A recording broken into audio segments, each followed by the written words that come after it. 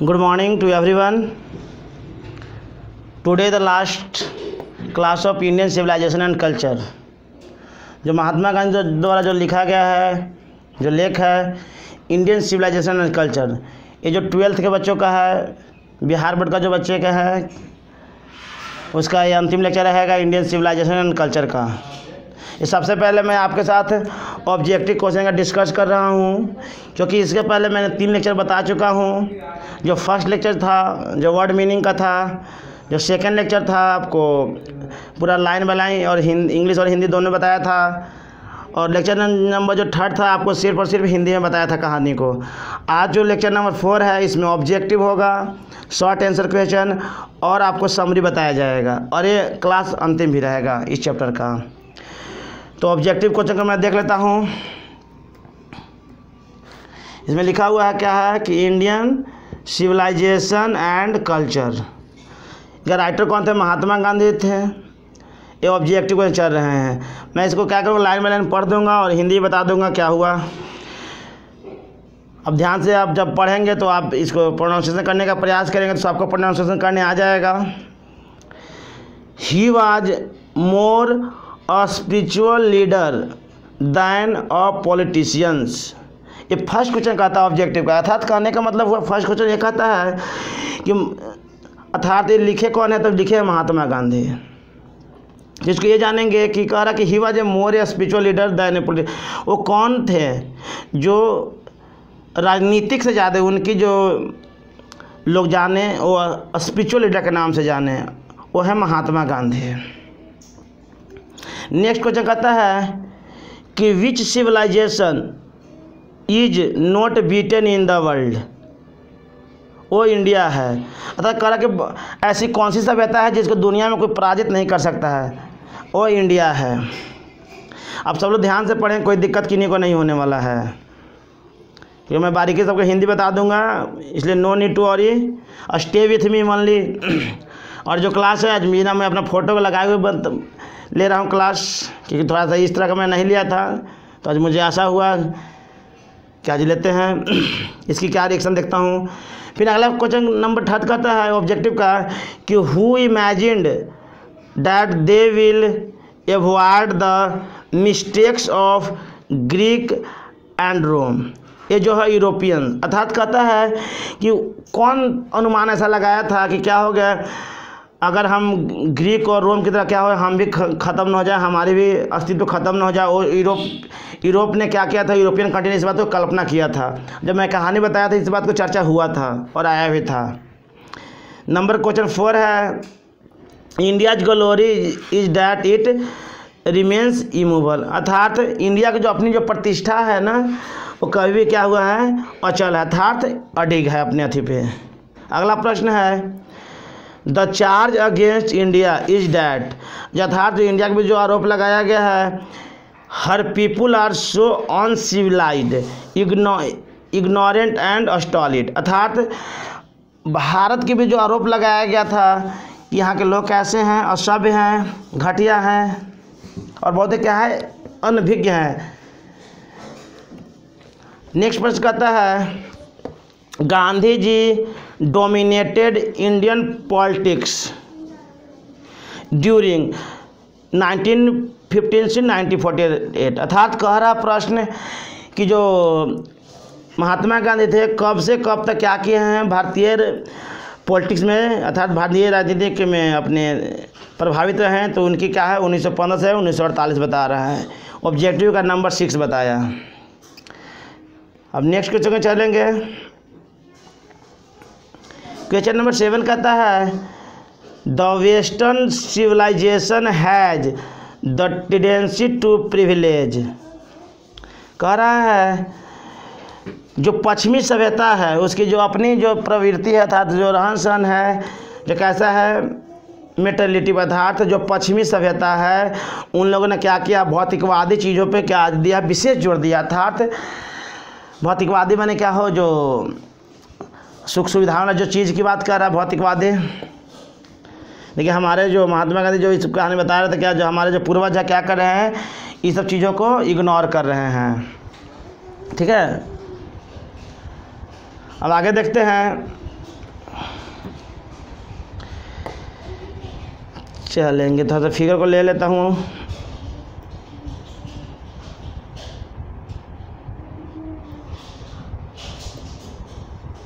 अच्छा, फिगर को आज बंद ही रखता हूँ।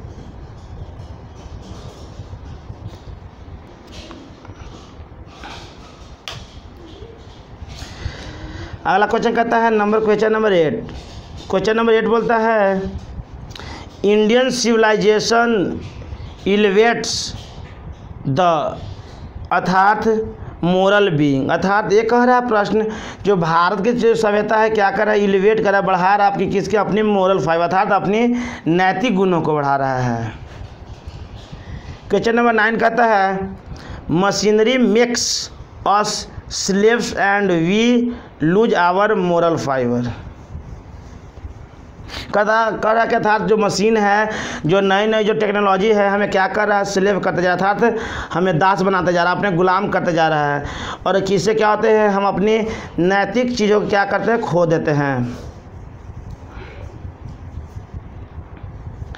नेक्स्ट क्वेश्चन कहता है क्वेश्चन नंबर 10 है modern civilization is mainly the worship of material, अर्थात जो खासकर जो मॉडर्न सिविलाइजेशन अर्थात पश्चिमी जो सभ्यता है किस पे विश्वास करता है, मटेरियल चीज़ों पर करता था, अर्थात भौतिकवादी चीज़ों पर विश्वास करता है। क्वेश्चन नंबर 10 हो गया।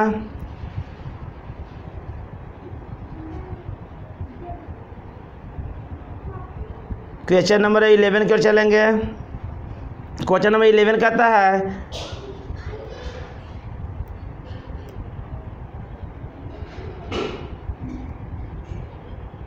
क्वेश्चन नंबर 11 कहता है कि Indian civilisation and culture has been written by, अर्थात जो इंडियन सिविलाइजेशन एंड जो कल्चर है, जो Indian civilisation and culture has been written किसको द्वारा लिखा गया है, महात्मा गांधी द्वारा लिखा गया है, जो कि क्या है, एक लेख है। अगला प्रश्न कहता है modern civilization is based on क्या है, मटेरियलिज्म है, अर्थात जो मॉडर्न सिविलाइजेशन अर्थात पश्चिमी जो सभ्यता है अर्थात आधुनिक सभ्यता कहिए, क्या है, मटेरियलिज्म पर क्या करता है, विश्वास करता है। अगला प्रश्न है my experiment with truth is क्या है, ऑटोबायोग्राफी है, क्या है, जो इनकी अपनी क्या है, जो सच अनुभव है, क्या उनकी ऑटोबायोग्राफी रहा है। नेक्स्ट क्वेश्चन कहता है the Gujarati equivalent for civilization means, अर्थात अगर देखा जाए गुजराती के शब्द में देखा जाए सिविलाइजेशन का मतलब होता है गुड कंडक्ट, अर्थात मतलब अच्छा लोगों से जुड़ना, कंडक्ट में जोड़ना भी होता है। नेक्स्ट प्रश्न कहता है our forefather did not invent machinery because these would have made is lazy, क्या कर रहा है, जो हमारे 15 क्वेश्चन करता है ऑब्जेक्टिव का, हमारे जो पूर्वज थे क्यों नहीं क्या करते हैं, क्यों हम लोग को मना करते थे खासकर आविष्कार करना मशीनी चीज़ों को, क्योंकि इससे क्या हो जाएगा, हम लोग आलसी आलसी बन जाएंगे, इसलिए क्या करते थे, मना करते थे। नेक्स्ट क्वेश्चन को चलते हैं। क्वेश्चन नंबर 16 है civilization points out to man the path of duty, अर्थात सभ्यता क्या देता है, आदमी को अपने एक क्या है कर्तव्य की जो राह है उसको क्या करता है, हमें सिखाता है कैसे अपनी कर्तव्य की राह पे चलना है। और लास्ट क्वेश्चन है, क्योंकि हमारे द्वारा मात्र और मात्र 70 क्वेश्चन को अरेंज किए हैं ऑब्जेक्टिव रूप में, मैंने ज़्यादा लेंथ इसको नहीं किया। कह रहा है question number 17 the Indian civilisation and culture is क्या है, एन एसे है, अर्थात जो भारत की जो सभ्यता और संस्कृति है क्या है, एक ऐसे है। अब आगे देखते हैं शॉर्ट आंसर क्वेश्चन को। शॉर्ट आंसर क्वेश्चन है, फर्स्ट क्वेश्चन कहता है कि what according to the author is modern civilization, अर्थात प्रश्न ये कहता है कि अकॉर्डिंग टू द ऑथर के अनुसार मॉडर्न सिविलाइजेशन क्या है, अर्थात जो आधुनिक जो सभ्यता है वो क्या है। जिसका आंसर लिखा हुआ है the modern civilization is the worship of the material according to the author, अर्थात कह रहा कि जो आधुनिक जो सभ्यता है किस पे विश्वास करता है? भौतिकवादी चीज़ों को ही क्या करता है? मानता है। अर्थात भौतिकवादी चीज़ों पे ही क्या करता है? पूजा करता है। अर्थात भौतिकवादी चीज़ों को मानता है, ये कहा जा रहा है ऑथर द्वारा। अगला प्रश्न है, क्वेश्चन नंबर 2 होगा।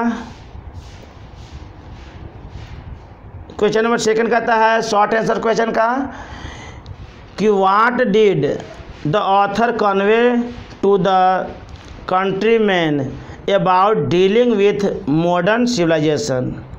अर्थात लेखक ने क्या लोगों को बताया है, किसके में? अपने देशवासी के लोगों को। अर्थात about dealing with modern civilization, अर्थात मॉडर्न सिविलाइजेशन के साथ कैसे डीलिंग किया है।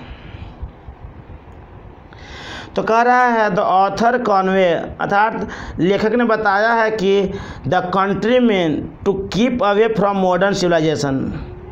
कह रहा है, क्या कह रहा है कि द ऑथर क्या किया? कॉन्वे किया है to the countryman to keep away from modern civilisation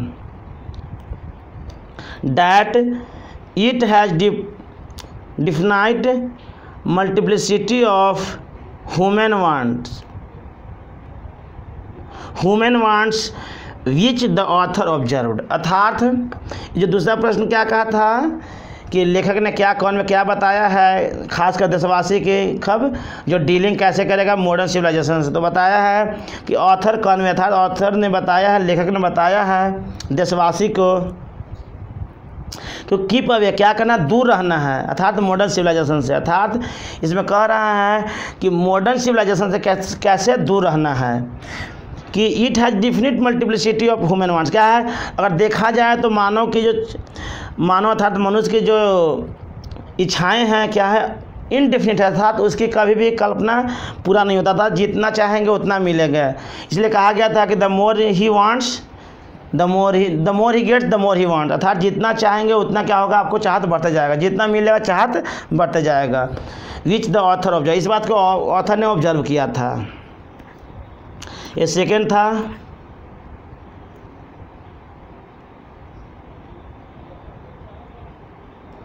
अब आगे देखते हैं,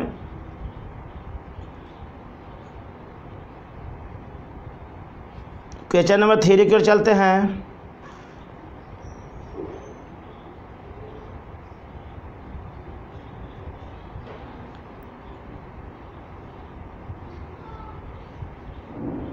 चलें, क्वेश्चन नंबर 3 कहता है कि what is the distinguished characteristics of modern civilisation.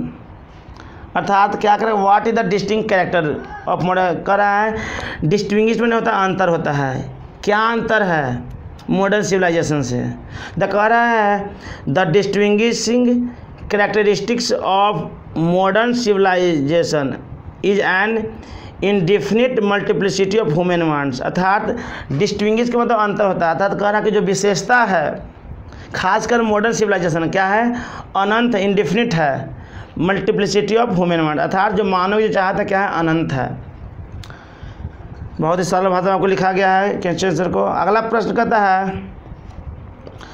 What does, लिखा हुआ है कि what does the author prefer to materialism.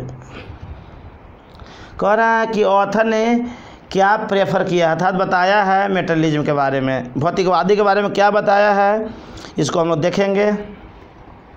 कहता है ऑथर रेफर्स, और एक बात को ध्यान देंगे आप लोग, जब मैं ग्रामर को भी बताता हूँ ऑफलाइन में तो आप ध्यान से पढ़ेंगे, क्योंकि देखेंगे हर एक बात को ग्रामेटिकली ही लिखा जाता है। अगर मैं ग्रामेटिकली बताऊँ तो ज़्यादा क्लास लंबा हो जाएगा।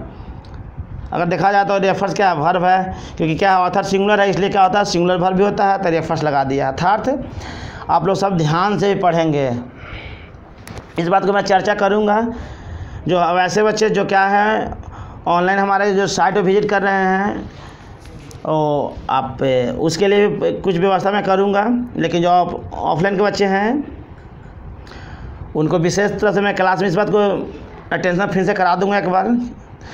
कर रहा कि author prefers development along spiritual lines rather than development along material and materialism.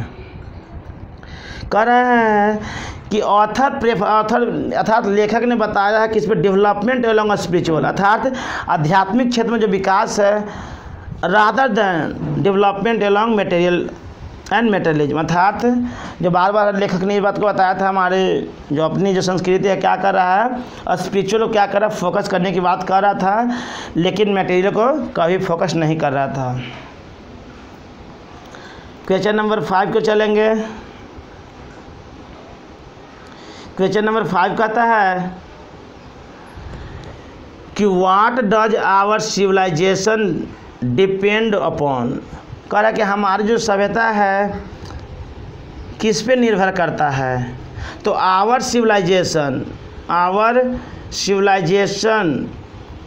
Our culture our swaraj depends upon restricting wants and self denial.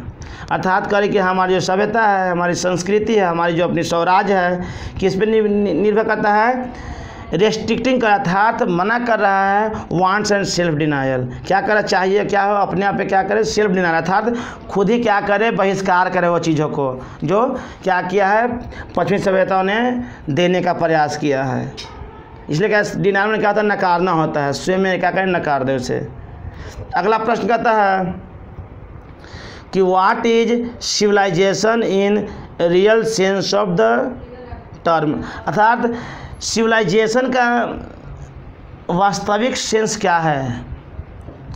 According to this passage कह रहा है सिविलाइजेशन इन रियल सेंस अगर देखा जाए of term it increases and promotes contentment real happiness and capacity for service.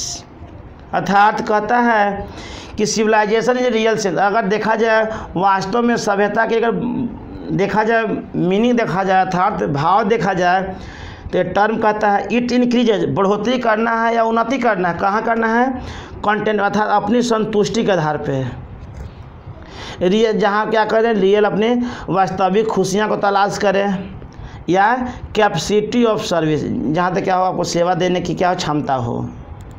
Question number 6 था objective में मैंने क्या किया 7 प्रश्न को अरेंज किया था तो 7 प्रश्न को देखेंगे और सब्जेक्टिव यहाँ से नहीं आता है इसलिए नहीं लिखा है,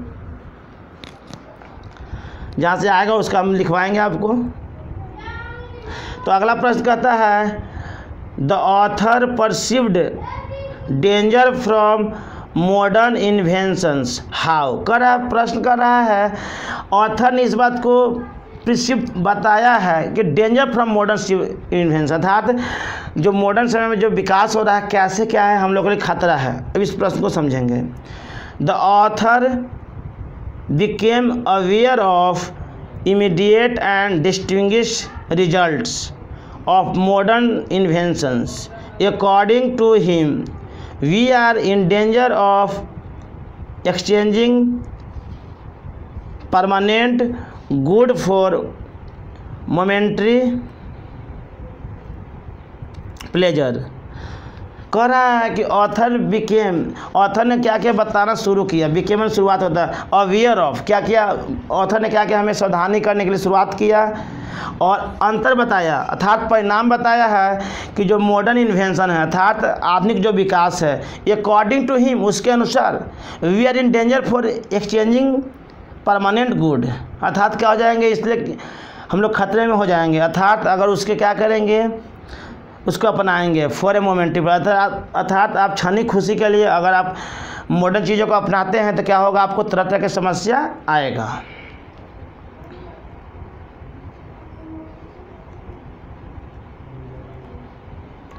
और इस तरह से आपका ऑब्जेक्टिव भी ख़त्म होता है। हम समरी की ओर चलेंगे तो समरी को थोड़ा सा पढ़ देता हूँ इसका और समझा भी दूँगा। समरी को ध्यान से पढ़ेंगे कोई दिक्कत किसी को नहीं होने वाला है क्योंकि हमारे बताने का वे ही ऐसा है। तो कहता है समरी का मतलब क्या होता है सारांश। Indian civilisation and culture has been written by Mahatma Gandhi. कह रहा है कि जो इंडियन सिविलाइजेशन करता है, अर्थात भारत की जो सभ्यता और संस्कृति लिखा गया महात्मा गांधी द्वारा लिखा गया। एक बात फिर से मैं आप लोग को बता दूं, यहाँ पे देख रहे हैं ना आप लोग, हैज दिखाई दे रहा होगा आप लोग को, बीन भी दिखाई दे रहा है, इसके बाद वर्ब थ्री है, अर्थात प्रेजेंट परफेक्ट का पैसिव है। इसीलिए मैं बार बार बताता हूँ कि जब ग्रामर की प्रैक्टिस कैसे करना है, वो किताब पढ़िए तो उसमें जो यूजेज जो आया है, कैसे यूजेज आया है, उसको ध्यान से पढ़ना है। इसीलिए मैं बताता हूँ क्लास में कि आप लोग ध्यान से पढ़ें। और वैसे बच्चे जो ऑनलाइन जुड़ रहे हैं वो क्या करेंगे, अर्थात जो मैं आपको खासकर एडिटोरियल पढ़ाता हूँ बैंकिंग एसएससी का, उसको आप देख सकते हैं, वहाँ से आपको मिल जाएगा चीज़ों को। तो कह रहा है भाई महात्मा गांधी, अर्थात जो भारत की जो संस्कृति सभ्यता किसके द्वारा लिखा गया, महात्मा गांधी द्वारा लिखा गया है या लिखा जा चुका है। कहिए, Indian civilization holds on excellent rank in the field of culture, अर्थात कह रहा है कि इंडियन सिविलाइजेशन होल्ड, क्या कि भारत की सभ्यता ने क्या क्या पकड़ के रखा, अर्थात अपनी किसकी सभ्यता को, हर परिस्थिति में क्या किया, अपनी सभ्यता को पकड़ के रखा है भारत। इसलिए बार बार बताया भी जा रहा था कि जो भारत की सभ्यता है कैसा है, बहुत ही सुदृढ़ है। हम लोग ये बात बता रहे थे, लेकिन पश्चिमी देश क्या कर रहा था, बार बार आरोप पे आरोप लगाया जा रहा था कि क्या है, अनसिविलाइज है, अस्टॉलिड है यहाँ के लोग, हमारे देश को लगाया जाता आरोप। आगे कहता है, the civilization of India can not be vanished, जो भारत की जो सभ्यता है कोई क्या इसे मिटा नहीं सकता है। ये भी क्या है, पैसिव में है, क्योंकि modal plus be plus verb three, किसका मॉडल का पैसिव हो गया। आगे कहता है, all other civilizations have expired, मैंने क्या दूसरी जगह देखा जाए सिविलाइजेशन तो क्या सब खत्म हो चुका है और बिकम वेस्टर्नाइज, या तो कह रहा है कि अपनी सभ्यता को लोग खो चुके हैं, या तो फिर क्या हो गया, पश्चिमी देशों को क्या कर लिया है, पश्चिमी देशों में मिल गया, अर्थात उसकी सभ्यता को अपना लिया है। लेकिन इंडिया आज भी अपने आप पे कायम है। India does not need, India को ज़रूरत नहीं होता है to learn anything from others, अर्थात भारत की कोई ज़रूरत नहीं है दूसरे से सीखने का। Our ancestors have already taught us, हमारे पूर्वजों ने हम लोग के सिखा चुके हैं, पहले से क्या सिखा चुके हैं, how to control our passion, अपने जुनून को कैसे नियंत्रण किया जा सके, अर्थात अपने आप को कैसे क्या है मेटली चीज़ों से बचा सके। आगे कहता है, थोड़ा ध्यान से पढ़ेंगे अच्छा हो जाएगा, कहीं दिक्कत नहीं होने वाला है। आगे कहता है, the Indian civilization develops morality while western civilization spreads immorality, अर्थात कह रहा है भारत की जो सभ्यता है, क्या कर रहा है, मोरालिटी को क्या प्रचार कर रहा है, अर्थात गुण की प्रचार कर रहा है, जबकि पश्चिमी देश क्या कर रहा है, अनैतिकता को प्रचार कर रहा था। अर्थात भारत एक सभ्यता को प्रचार कर रहा है, लेकिन पश्चिमी देश क्या कर रहा है, असभ्यता की प्रचार कर रहा है। दिस इज वाई, यह क्योंकि the Europeans have become the slave of comforts and luxuries, कह रहा है कि यूरोपियंस ने भी क्या किया, शुरू कर चुका है, किसको कर चुका है, अर्थात गुलाम हो चुका था, अपने खो चुका है, और किसको क्या कर रहा है, उसने भी कंफर्ट जो अर्थात आरामदायक चीज़ों क्या क्या पसंद करने लगा है। No doubt Indian civilization stands on plain living, अर्थात जो भारत की जो सभ्यता किस पे रखता है, अर्थात हम लोग सादगी जीवन को क्या करते हैं, पसंद करते हैं, एंड हाई थिंकिंग, और लेकिन हम लोग सादगी को पसंद करते हैं, लेकिन हमारी जो सोच होता है बहुत ही हाई थिंकिंग होता है, अर्थात मानव है तो क्या करें, मानव को सेवा करें। आगे कहता है, ट्रू सिविलाइजेशन मीन्स, अगर सच्ची अर्थों में देखा जाए, सभ्यता का देखा जाए, प्रमोटिंग ऑफ हैप्पीनेस, क्या करना, किसको, खुशियाँ को क्या करना है, बढ़ाना है, लोगों में बांटना है, and great ability to do something, और क्या है, बहुत बड़ी क्षमता रखना है कुछ करने का। अब आगे थोड़ा सा मैं अपनी बातों कह लूँ, ये मेरी जो देख लेंगे आप लोग, वैसे लोग, ये मेरा माय यूट्यूब चैनल नेम है, आप सबसे रिक्वेस्ट है क्या करें, इस चैनल को आप लोग सब्सक्राइब कर लें और बेल आइकन भी प्रेस कर लें, इसलिए कि जब भी मैं किसी तक अपलोड करूँ या आपको ऑनलाइन आऊँ तो आपको इन्फॉर्मेशन पहले मिल जाए। तो और अपने दोस्त तक भी शेयर करें, क्योंकि कंप्लीट इंग्लिश क्लासेस है, ये एकेडमिक प्लस कॉम्पिटिटिव दोनों तरह के इसमें क्या होता है, लेक्चर चलते रहता है समय पे। और आपको इस चैनल पे आपको स्ट्रैटेजी बताया जाता है कि कैसे आपकी पढ़ाई के लेवल बेहतर हो। और साथ ही साथ मैं संडे को मोटिवेशनल भी लेता हूँ कि कैसे विद्यार्थी हैं तो आपकी कैसे पढ़ाई अच्छा हो और आपकी चरित्र भी कैसे बेहतर हो, इसके लिए भी मैं क्लास लेता हूँ। तो ये मेरे चैनल का नेम है complete English classes by Chitranjan Kumar. नीचे इंस्टाग्राम का नंबर है 111 चितरंजन 111, इस पर विजिट करके हमारे साथ जुड़ सकते हैं। फेसबुक है चितरंजन कुमार के नाम से है, अथा या आप सर्च कर सकते हैं मेरे मोबाइल नंबर से भी। मोबाइल नंबर है 8789509272, आप इसे विजिट कर सकते हैं।